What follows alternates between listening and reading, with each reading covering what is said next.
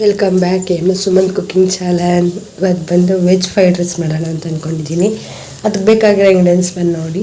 4 ಥರ ತರಕಾರಿ ತೊಗೊಂಡಿದ್ದೀನಿ. ಗೆಡ್ಡೆಕೋಸು, ಕ್ಯಾರೆಟು, ಸ್ವಲ್ಪ ಕ್ಯಾಬೇಜು, ಸ್ವಲ್ಪ ಬೀನಿಸು, ಮತ್ತು ಧನಿಯಾ ಪೌಡ್ರು, ಗರಂ ಮಸಾಲ, ಸ್ವಲ್ಪ ಚಿಲ್ಲಿ ಪೌಡ್ರು, ಕೊತ್ತಂಬರಿ, ಈರುಳ್ಳಿ, ಸ್ವಲ್ಪ ಮೆಣಸಿನ ಪುಡಿ, ಹಸಿಮೆಣ್ಸಿಕಾಯಿ, ನಂತರ ಸ್ವಲ್ಪ ಶುಂಠಿ ಬೆಳ್ಳುಳ್ಳಿ ಪೇಸ್ಟ್ ತೊಗೊಂಡಿದ್ದೀನಿ. ನಾನು ಮನೆಯಲ್ಲೇ ಮಾಡ್ಕೊಂಡಿದ್ದೀನಿ. ನೀವು ಆಚೆಯಿಂದ ತರಿಸ್ಕೊಂಡ್ರೂ ಏನಿಲ್ಲ.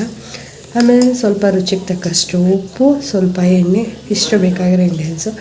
ಈಗ ನಾನು ಎಣ್ಣೆ ಕಾಯಕ್ಕೆ ಇಡ್ತಾಯಿದ್ದೀನಿ. ನಾನು ಇದಕ್ಕೆ ಸ್ವಲ್ಪ ಎಣ್ಣೆ ಜಾಸ್ತಿನೇ ಬೇಕು, ಹಂಗಾಗಿ ಒಂದು 6-7 ಸ್ಪೂನ್ ಅಷ್ಟು ಎಣ್ಣೆ ತೊಗೊಳ್ಳಿ. ಯಾಕಪ್ಪ ಅಂತಂದರೆ ಇದು ತರಕಾರಿ ಎಣ್ಣೆಯಲ್ಲೇ ಬೇಯಬೇಕಾದ್ರಿಂದ ಎಣ್ಣೆ ಬೇಕೇ ಬೇಕು. ಅದಕ್ಕೋಸ್ಕರ ಸ್ವಲ್ಪ ಎಣ್ಣೆ ಜಾಸ್ತಿನೇ ತೊಗೊಳ್ಳಿ. ಹಾಗೆ ನನ್ನ ವೀಡಿಯೋನ ಯಾರ್ಯಾರು ಸಬ್ಸ್ಕ್ರೈಬ್ ಮಾಡಿದೆ ನೋಡ್ತಾ ಇದ್ದೀರಾ, ಪ್ಲೀಸ್ ಸಬ್ಸ್ಕ್ರೈಬ್ ಮಾಡಿ. ಹಾಗೆ ಸೈಡಲ್ಲಿ ಕಾಣೋ ಬೆಲ್ ಐಕನ್ನ ಕ್ಲಿಕ್ ಮಾಡಿ. ಇಷ್ಟ ಆದರೆ share, comment, like please support ಮಾಡಿ. ಫಸ್ಟ್ ಆಫ್ ಆಲು ನೋಡ್ತೀರಾ, ನೋಡ್ಬಿಟ್ಟು ಹಾಗೆ ಒಂದು ಲೈಕ್ ಕೊಡಿ, ಒಂದು ಸಬ್ಸ್ಕ್ರೈಬ್ ಕೊಡಿ. ಅಷ್ಟೇ, ಇನ್ನೇನು ಹೆಚ್ಚು ಕಮ್ಮಿ ಆಗೋಲ್ಲ. ನೋಡೋದೇ ಉಂಟಂತೆ ಸೈಡಲ್ಲಿ ಕಾಣೋದು ಒಂದು ಬಟನ್ ಕ್ಲಿಕ್ ಮಾಡೋಕ್ಕಾಗಲ್ವಾ, ಮಾಡ್ಬೋದು. ಅದು ನಮ್ಮ ಮಂಡ್ಯ ಹುಡುಗಿರಿಗೆ ಅಂದರೆ ನೀವು ಬೇಗನೆ ಕ್ಲಿಕ್ ಮಾಡಬೇಕು ನೀವು. ಹಾಗಾಗಿ ಫಸ್ಟಿಗೆ ಮೆಣಸಿನ್ಕಾಯಿ ಹಾಕ್ತಾಯಿದ್ದೀನಿ ನಾನು. ಅಂದರೆ ಸ್ವಲ್ಪ ಅದು ಬಾರಿಸ್ಕೊಳ್ಳೋಣ ಅಂತ ಅಂದ್ಬಿಟ್ಟು ನೀವು ಕೂಡ ಹಂಗೆ ಹಾಕಿ. ಮೆಣಸಿಗೆ ಸ್ವಲ್ಪ ಜಾಸ್ತಿ ಹಾಕಿದ್ರು ಬರೋದಂದರೆ ನಮ್ಮನ್ನು ಪಾಪು ಇದೆ ಅಂತಂದ್ಬಿಟ್ಟು ನಾನು 5 ಮೆಣಸಿಗೆ ತೊಗೊಂಡಿದ್ದೀನಿ. ನೀವು ಬೇಕಾದ್ರೆ ದೊಡ್ಡವರ ಇದ್ದೀರನ್ನು ಅದು ಆಳು ತೊಗೊಂಡು ಏನಾಗಲ್ಲ. ಈರುಳ್ಳಿ ಆ್ಯಡ್ ಮಾಡ್ತಾಯಿದ್ದೀನಿ. ನಾನು ಸ್ವಲ್ಪ ಸಣ್ಣಗೆ ಹೆಚ್ಕೊಂಡಿದ್ದೀನಿ, ದೊಡ್ಡದಾಗಿ ಹೆಚ್ಚೋದು ಕೂಡ ಏನಿಲ್ಲ. ಆದರೆ ಪಾಪು ಇದೆಯಲ್ಲ ಅಂತಂದ್ರೆ ಸಣ್ಣಕ್ಕೆಲ್ಲ ಬಾಯಿಗೆ ಸರಿಯಾಗಿ ಸಿಕ್ಕಿದ್ರೆ ಚೆನ್ನಾಗಿರುತ್ತೆ. ದೊಡ್ಡದಾಗಿ ಸಿಕ್ಕಿದ್ರೆಲ್ಲ ಉಳಿತಾರೆ. ಹಂಗಾಗಿ ಅವರು ಸ್ವಲ್ಪ ಸಣ್ಣದಾಗಿ ಹೆಚ್ಚಿದ್ದೀನಿ ನಾನೆಲ್ಲನೂ. ಈಗ ಅದನ್ನು ಕೂಡ ಸ್ವಲ್ಪ ಬಾರಿಸ್ಕೊಳ್ಳೋಣ ನೀಟಾಗಿ, ಗೋಲ್ಡ್ ಕಲರ್ ಬರೋವರೆಗೂ. ಹಾಗೆಯೇ ಎಲ್ಲರೂ ಲೈಕ್ ಮಾಡಿ ಫ್ರೆಂಡ್ಸ್. ನೆಕ್ಸ್ಟ್ ರೆಸಿಪಿ ಏನು ಬೇಕು ಅಂತಂದ್ಬಿಟ್ಟು ಕಮೆಂಟ್ ಬಾಕ್ಸಲ್ಲಿ ತಿಳಿಸಿ, ನಾನು ಅದನ್ನೇ ಮಾಡಿ ತೋರಿಸ್ತೀನಿ. ಹಾಗೆಯೇ ಫಸ್ಟ್ ಆಫ್ ಆಲ್ ಸಪೋರ್ಟ್ ಮಾಡಿ ಅಷ್ಟೇ ಕೇಳ್ಕೊಳ್ಳೋದು, ನಾನು ಏನೂ ಕೇಳಲ್ಲ. ಅದು ಸ್ವಲ್ಪ ನೀಟಾಗೆಲ್ಲ ಬಾಡಿಸ್ಕೊಳ್ಳೋಣ. ನಾವು ಈರುಳ್ಳಿನ ವೆಜ್ ಫ್ರೈಡ್ ರೈಸು ಚೆನ್ನಾಗಿರುತ್ತೆ ವೆಜ್ಜಲ್ಲೂ. ಅದು ಬಿಟ್ಬೇಕಾದ್ರೆ ತರಕಾರಿನೂ ಹಾಕ್ತೆ ಕೂಡ ಮಾಡ್ಕೋಬೋದು. ಇದೇ ಥರನೂ ಚೆನ್ನಾಗಿರುತ್ತೆ ಟೇಸ್ಟ್ ಕೂಡ. ಅದನ್ನು ಅಲ್ಲಿ ಸ್ವಲ್ಪ ಮೆಣಸಿನ ಪುಡಿ ಜಾಸ್ತಿ ಹಾಕಿದ್ರೆ ಇನ್ನೂ ಚೆನ್ನಾಗಿರುತ್ತೆ ಟೇಸ್ಟು. ಅದನ್ನು ತರಕಾರಿ ಆ್ಯಡ್ ಮಾಡ್ತಾಯಿದ್ದೀನಿ ನಾನಿಲ್ಲಿ. ಕ್ಯಾರೆಟು ಸ್ವಲ್ಪ ಸಣ್ಣದಾಗಿ ಹೆಚ್ಕೊಂಡಿದ್ದೀನಿ, ದಪ್ಪದಾಗಿ ಹೆಚ್ಚ ಬೇಯಲ್ಲ ಅದು. ಮತ್ತು ಗೆಡ್ಡೆಕೋಸು ನಿಮ್ಗೆ ಶೇಪ್ ಯಾವ್ದು ಬೇಕಾ ಶೇಪಲ್ಲಿ ಚೇಂಜ್ ಮಾಡ್ಕೊಬೋದು, ಏನಿಲ್ಲ. ಸ್ವಲ್ಪ ಈಗ ಅದು ಸ್ವಲ್ಪ ಬಾಡಿಸ್ಕೊಳ್ಳೋಣ, ಅಂದರೆ ಅದು ಸ್ವಲ್ಪ ಬೇಗ ಬೇಯಬೇಕಲ್ಲ ಅಂತ ಅಂದ್ಬಿಟ್ಟು ಸ್ವಲ್ಪ 10 ನಿಮಿಷ ಮುಂಚಿತವಾಗಿ ಹಾಕಿದ್ದೆ. ಈಗ ಸ್ವಲ್ಪ ಬೀನಿಸು, ಸ್ವಲ್ಪ ಎಲೆಕೋಸು ಹಾಕೊಂಡಿದ್ದೀನಿ ನಾನು. ಇದಕ್ಕೆ ಬೇಕಾದ್ರೆ ಸೋಯಾ ಸಾಸ್ ಯೂಸ್ ಮಾಡ್ಬೋದು. ನಾನು ಅದು ಯೂಸ್ ಮಾಡ್ತಿಲ್ಲ ಇವತ್ತು, ಯಾಕಂದರೆ ಮಕ್ಳಿಗೆ ಸ್ವಲ್ಪ ಸಾಸ್ ಕೊಡಿಯಿಂದ ಅವಾಯ್ಡ್ ಮಾಡೋಣ ಅಂತ ಅಂದ್ಬಿಟ್ಟು ಯಾವುದೇ ಸಾಸ್ಗಳನ್ನು ನಾನು ಹಾಕ್ತಾಯಿಲ್ಲ. ನೀವು ಬೇಕು ಅಂದ್ರೆ ಹಾಕ್ಕೋಬೋದು ನೀವು. ಈಗ ಅದೆಲ್ಲ ಸ್ವಲ್ಪ ಒಂದು 1/2 an hour ಬೇಯಿಸ್ಕೊಳ್ಳೋಣ. ಅರ್ಧ ಗಂಟೆ ಬೇಕು ಅಂದ್ಕೊಂಡು ಎಣ್ಣೆ ಬೇಯಬೇಕಲ್ಲ ಅದು.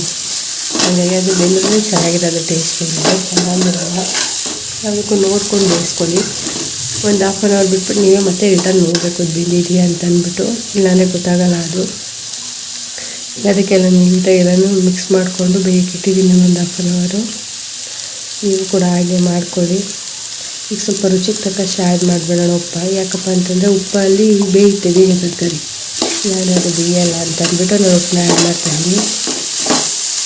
ಸ್ವಲ್ಪನೇ ಹಾಕ್ಕೊಂಡಿದ್ದೀನಿ, ಯಾಕಂದರೆ ರೈಸ್ ಜೊತೆ ಮಿಕ್ಸ್ ಮಾಡ್ಬೋದು ಆಮೇಲೆ ಅಂತ ಅಂದ್ಬಿಟ್ಟು ಸ್ವಲ್ಪ ಆ್ಯಡ್ ಮಾಡಿದ್ದೀನಿ ನಾನು. ನೀವು ಕೂಡ ಹಾಗೆ ಮಾಡಿಕೊಡಿ. ತರಕಾರಿ ಬೇಯಕ್ಕೆ ಮೇನ್ ಹಾಕ್ಬೇಕಂದ್ರೆ ಉಪ್ಪು, ಇಲ್ಲಾಂದರೆ ಬೇಯಲ್ಲ ಅದು. ನೋಡಿಬಿಟ್ಟು ಹಾಕಿ ಮಾಡ್ಕೊಬೇಡಿ. ಈಗ ಒಂದು 1/2 an hour ಮುಚ್ಚಿದ್ದೀನಿ ನಾನು ಬೇಯೋಕ್ಕೆ ಅಂತ ಅಂದ್ಬಿಟ್ಟು. ನೋಡಿ ಈಗ ಚೆನ್ನಾಗಿ ಎಣ್ಣೆ ಬಿಟ್ಟಿದೆ. ಅದು ಬೆಂದಾದ್ಮೇಲೆ ಅರ್ಧ ಗಂಟೆ ಕರೆಕ್ಟಾಗಿ ಬೇಯಿಸಿದ್ದೀನಿ ನಮಗೆ.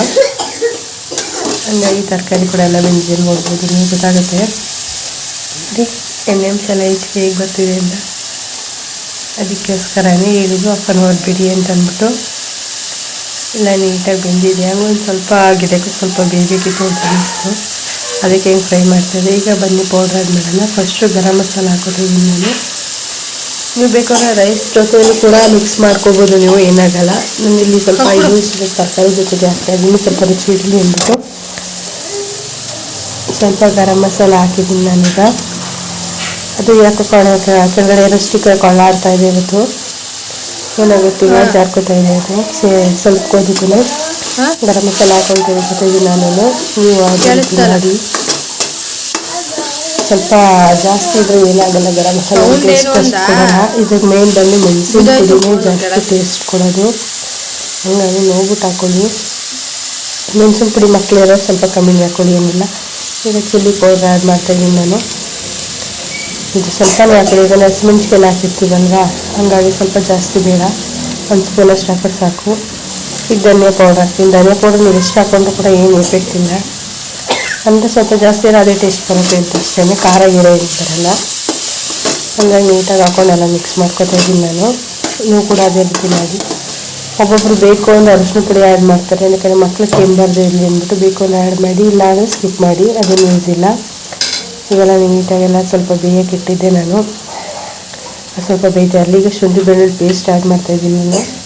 ನೀವು ಬೇಕಾದ್ರೆ ತರಕಾರಿ ಜೊತೆ ಆ್ಯಡ್ ಮಾಡ್ಬೋದು. ನಾನು ಸ್ವಲ್ಪ ಅಂದರೆ ಈಗ ಮಸಾಲೆ ಹಾಕಿದ್ನಲ್ಲ, ಹಾಗಾಗಿ ಈಗ ಆ್ಯಡ್ ಮಾಡ್ತಾಯಿದ್ದೀನಿ. ನಾನು 4 ಸ್ಪೂನಷ್ಟು ಹಾಕ್ತಾಯಿದ್ದೀನಿ. ಈಗ ಅದನ್ನ ಸ್ವಲ್ಪ ನೀಟಾಗೆಲ್ಲ ಮಿಕ್ಸ್ ಮಾಡ್ಕೊಳ್ಳೋಣ. ಶುಂಠಿ ಬೆಳ್ಳುಳ್ಳಿ ಪೇಸ್ಟ್ ಹಾಕಿದ್ರೆ ಟೇಸ್ಟು, ಒಬ್ಬೊಬ್ಬರು ಸಣ್ಣದಾಗಿ ಹಚ್ಬಿಟ್ಟು ಹಾಕ್ತೀರಾ, ಹಾಕೋರು ಏನಾಗಲ್ಲ. ಆದರೆ ಇದಾದರೆ ತುಂಬ ಚೆನ್ನಾಗಿರುತ್ತೆ ಟೇಸ್ಟು. ಸ್ವಲ್ಪ ಮಿಕ್ಸ್ ಮಾಡೋಕ್ಕೂ ಚೆನ್ನಾಗಿರುತ್ತೆ, ಅದಾದರೂ ಸ್ವಲ್ಪ ಬಾಯಿ ಸಿಗುತ್ತೆ ಶುಂಠಿ ಬೆಳ್ಳುಳ್ಳಿ. ಹಾಗಾಗಿ ಆಡಿಸ್ಕೊಂಡು ಹಾಕಿ ಅಂತ ನಾನು ಹೇಳ್ತೀನಿ. ಈಗ ನಾನು ಮಿಕ್ಸ್ ಮಾಡ್ಕೊಳ್ಳೋಣ. ಈಗ ಒಂದು 1/2 ಅವರು ನಮ್ಮನೆ ಹತ್ರ ರೋಡ್ ಸೌಂಡ್ ಹೊತ್ಕೊಂಡು ಗಾಡಿಗಳು ವೆಹಿಕಲ್ದು ತುಂಬ ಸೌಂಡ್ ಕೇಳಿಸುತ್ತೆ, ಏನು ಮಾಡೋಕ್ಕಾಗಲ್ಲ. ಸ್ವಲ್ಪ ಬೇಜಾರು ಮಾಡ್ಕೊಂಬಿಡಿ, ಪರವಾಗಿಲ್ಲ. ಆಮೇಲೆ ನನ್ನ ವಾಯ್ಸ್ ಇರೋದು ಎಷ್ಟು ಜೋರಾಗಿ ಮಾತಾಡಲಿಲ್ಲ ಅಂತ ಅಂದ್ಕೊಬೇಡಿ. ನಾನು ಮೈಕ್ ಆರ್ಡ್ರ್ ಮಾಡಿದ್ದೀನಿ, ಅದು ಬಂದ ತಕ್ಷಣ ನಾನೇ ಸ್ವಲ್ಪ ವಾಯ್ಸ್ ಜೋರಾಗಿ ಕೊಡ್ತೀನಿ. ನೋಡಿ ಈಗ ಫೈನಲಿ ರೆಡಿಯಾಗಿದೆ. ಈಗ ಮೆಣಸಿನ ಪುಡಿ ಉದುರಿಸ್ತಾ ಇದ್ದೀನಿ ನಾನು, ಆಮೇಲೆ ಕಾಳು ಮೆಣಸು ಅದು ಚೆನ್ನಾಗಿ ಹಾಕಿ ತಿರುಗಬೇಕಲ್ಲ, ಅದೇ ಮೇನು ಟೇಸ್ಟು ಎಲ್ಲದಕ್ಕೂ. ಎಲ್ಲ ನೀಟಾಗಿ ಎಲ್ಲನೂ ಮಿಕ್ಸ್ ಮಾಡ್ಕೊತಾ ಇದ್ದೀನಿ ನಾನು. ನೀವು ಹಾಗೆ ಮಾಡ್ಕೊಳ್ಳಿ, ಜಾಸ್ತಿ ಹಾಕ್ಕೊಂಡು ಟೇಸ್ಟ್ ಜಾಸ್ತಿ ಹಾಕ್ಕೊಂಡು ಖಾರವಾಗಿದೆ ಚೆನ್ನಾಗಿರುತ್ತೆ ಅಂತ. ನೀಟಾಗೆಲ್ಲ ತಿರುಗಿಸ್ಬಿಟ್ಟು ಈಗ ಅನ್ನ ಎಲ್ಲ ಉಡುಡಿಯಾಗಿ ಮಾಡ್ಕೊತಾ ಇದ್ದೆ ನಾನು. ಸಣ್ಣಕ್ಕಿ ತೊಗೊಂಡಿದ್ದೀನಿ ನಾನು, ನೀವು ಯಾವುದಾಗುತ್ತೆ ಅದು ತೊಗೊಳ್ಳಿ. ನಿಮ್ಮ ಮನೇಲಿ ಇಲ್ಲಾಂದರೆ ಏನೂ ಮಾಡೋಕ್ಕಾಗಲ್ಲ. ಆಮೇಲೆ ಸಣ್ಣಕ್ಕಿನೇ ಬೆಳೆದಿದ್ರಿಂದ ನಾನು ಸಣ್ಣಕ್ಕಿನೇ ಯೂಸ್ ಮಾಡ್ತೀನಿ ನಾನು. ಈಗ ಅದ್ರ ಮೇಲೆ ತೊಗೊಂಡಿದ್ನಲ್ಲ, ಮಾಡಿದ್ದ ಗ್ರೇವಿನ ಆ್ಯಡ್ ಮಾಡ್ತಾಯಿದ್ದೀನಿ ನಾನು. ನೀಟಾಗಿ ಹಾಕ್ಬಿಟ್ಟೆಲ್ಲ ಮಿಕ್ಸ್ ಮಾಡ್ಕೊಳ್ಳೋಣ ಅಂತ ಅಂದ್ಬಿಟ್ಟು. ನೀವು ಸ್ವಲ್ಪ ಅಗ್ಲಿಕ್ಕಿರೋ ಪಾತ್ರೆನ ತೊಗೊಂಡ್ರೆ ಯೂಸ್ ಆಗುತ್ತೆ. ಒಬ್ಬರಿಗೆ ಮಾಡ್ತೀನಿ ಅಂದರೆ ಬಾಣಲಿನೇ ಬೆಟರು. ಒಂದು 6-7 ಜನಕ್ಕೆ ಮಾಡ್ತೀನಿ ಅಂದರೆ ಸ್ವಲ್ಪ ಅಗ್ಲಿಕ್ಕಿರೋದನ್ನ ತೊಗೊಳ್ಳಿ. ಈ ಕಡೆ ಮಿಕ್ಸ್ ಮಾಡಬೇಕಲ್ವ, ಅದು ಮಿಕ್ಸ್ ಆಗಲಿಲ್ಲ ಹೊರಗಡೆ ಕಡೆ ಬಿಳಿ ಏನಾನ ಇದ್ದರೆ ಟೇಸ್ಟ್ ಚೆನ್ನಾಗಿರಲ್ಲ. ಹಾಗಾಗಿ ಸ್ವಲ್ಪ ಎಲ್ಲ ನೀಟಾಗೆಲ್ಲ ಫ್ರೈ ಮಾಡ್ಕೊಂಡಿದ್ವಲ್ಲ, ಹಾಗಾಗಿ ಎಲ್ಲ ನೀಟಾಗಿ ಮಿಕ್ಸ್ ಮಾಡ್ಕೊಳ್ಳೋಣ ಈಗ. ಇಲ್ಲಾಂದರೆ ಟೇಸ್ಟೇ ಹೊಂಟೋಗುತ್ತಲ್ಲ, ಅದು ಸರಿಯಾಗಿ ಮಿಕ್ಸ್ ಕೊಡಲಿಲ್ಲ ಅಂದರೆ. ಎಲ್ಲ ಬರೀ ಬಿಳಿ ಏನೋ ಸಿಕ್ಕರು ಅದೇನು ಟೇಸ್ಟೇ ಬರಲ್ಲ, ಅದು ಫ್ರೈಡ್ ರೈಸು. ಈಗ ಇನ್ನು ಸ್ವಲ್ಪ ಹಾಕೋತಾ ಇದ್ದೀನಿ ನಾನು ಗ್ರೇವಿ, ಯಾಕಂದರೆ ಸಾಕಾಗಲಿಲ್ಲ ಅದಕ್ಕೋಸ್ಕರ.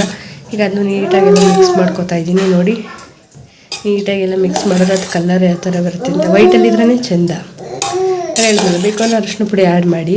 ಇದಕ್ಕೆ ಇನ್ನು ಸ್ವಲ್ಪ ಸೋಯಾ ಸಾಸ್ ಇದ್ದಿರೋ ಅಂದರೆ ಇನ್ನೂ ಸಕ್ಕತ್ತಾಗಿರೋದು ಟೇಸ್ಟು, ಆದರೆ ಹಾಕಿಲ್ಲ.